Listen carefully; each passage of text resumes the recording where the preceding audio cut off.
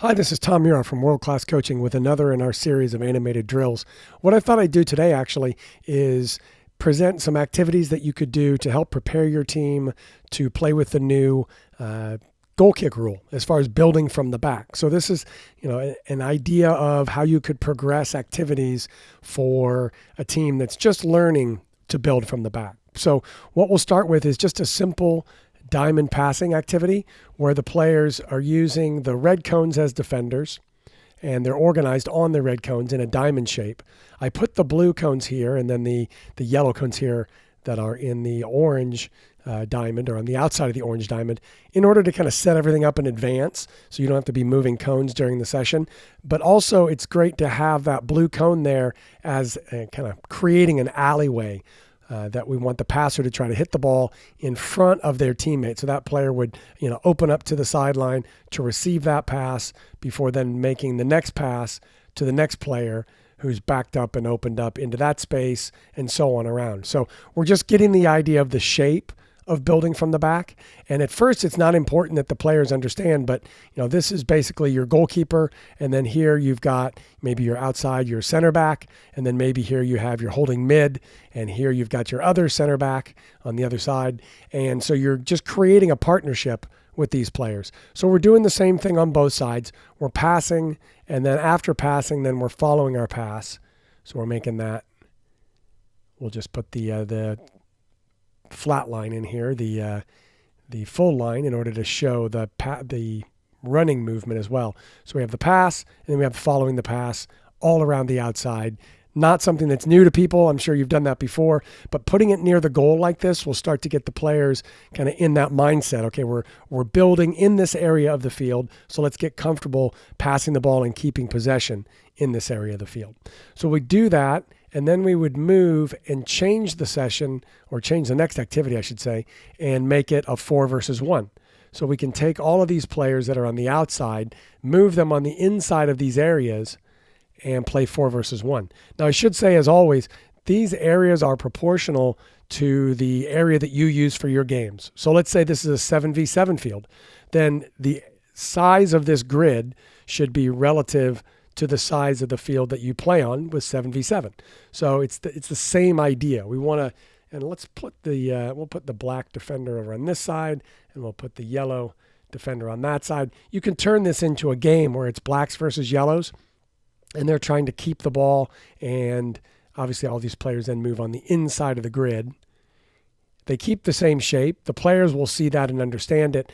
And as I've also described before, I like how the grid is divided in half so that we want the players to kind of show down into that half of the grid so that when they receive the ball, then they've got a player supporting them. Now, I tell the players they don't have to come all the way down to the corner of the grid, but they should move to an area of the grid that creates a clear pathway between them and the ball. So there's no risk of the defender receiving the ball or intercepting the ball. The closer the defender gets, the sharper we need to make this angle in order to provide that support. So as they provide the support, just take that extra line away that I just created. As they provide that support for the ball, then they receive the pass. We want to see that other attacker sliding into that space to help support the ball. So that's the other reason I like to have, more than just the corner cones, describing the area. If you can add those extra 4 cones, I think that really helps the players understand how they need to move in order to support the ball. So after we do this activity, we would go ahead and just clear that. And what I would do then is create the same idea, but create it in front of goal. So let's go ahead and put a goalkeeper in for that player. And we'll pick one of our goalies from here. We'll pick this player here, throwing the ball. Could be throwing the ball, could be rolling the ball. Actually, we have an icon here for rolling the ball as well that we could use. If I can find him here on the left, let's just find him real quick. But I like the way they have different player actions for the goalkeeper, but we'll go ahead and just stick with that one for now. So we've got the goalkeeper with the ball, and now we've got a center back on one side. So you've got your 4 on one side, and let's have that player kind of facing but open at the same time. and then this player's facing but open at the same time. And as I said, this is all built around the new building out of the back rule, where the attackers can be inside the penalty area, but the defending team can't. So we've got the defending players, they would be on the outside of the area. And to begin with, we might just make this a 4v1. With a young team, I would very likely just say, okay, we'll just have a 4v1 now inside the box. I'll give the defender counter-attacking goals. If they win the ball, they can try to then, we'll make the area relatively small since we're building out of the box here. If this is the 18-yard box, I'd go ahead and use this with a team just as a way for them to understand what they're trying to do. And really, with these goals, these are really more for the black team, aren't they? Because we want to try to build the ball and get it to this goal. So you might say, okay, this is really easy. Well, that's fine. If that's easier, and the same with the 4 versus 1, if that's easier, then all we have to do is grab another defender and we'll create a 4 versus 2. If that becomes easy for your team, no reason you can't go 4 versus 3. You're trying to build from the back. If we went 4 versus 3, or if we added a third defender, more than likely you're going to need to add an additional player or two. But that's still more complicated for the team building from the back, because now they've got to deal with more options and which option to pick. Even though now, all right, we're 5 versus 3. If you count the goalie, which you should, we're 6 versus 3. Can we possess the ball and get to goal?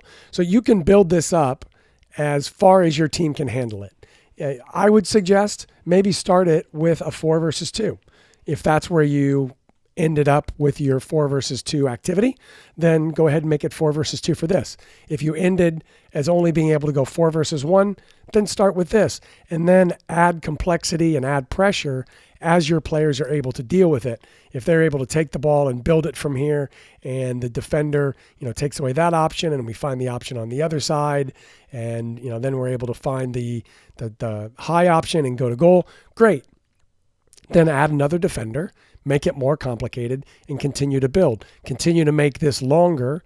And if you can get, all the way up to where, maybe these goals are 3/4 of the field, and you're building up, maybe you're 9 versus 7, that would be fantastic. That'd be a high level team, able to build with 9 out of the back against 7 and combine, to 3/4 of the field to score in one of these goals. You might even add a third goal to create an option up the middle. So now you've got, 2 wide options and a central option for the team that's building. But you can see how we started with the shape.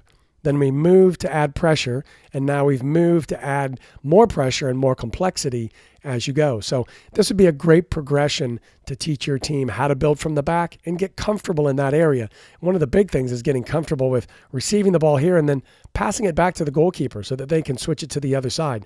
That's something that I've seen young teams really struggle with, just that confidence in front of goal, and they need to do it in order to be comfortable with it. And you can try to do it in practice, but until they try it in the game and really get comfortable in the game, it's going to be hard for them to realize how confident they can be until they've done it over and over again. But putting them in this environment in practice should really go a long way to making that first step toward confidence. So give this a try with your team and see if they're building out of the back much better than before.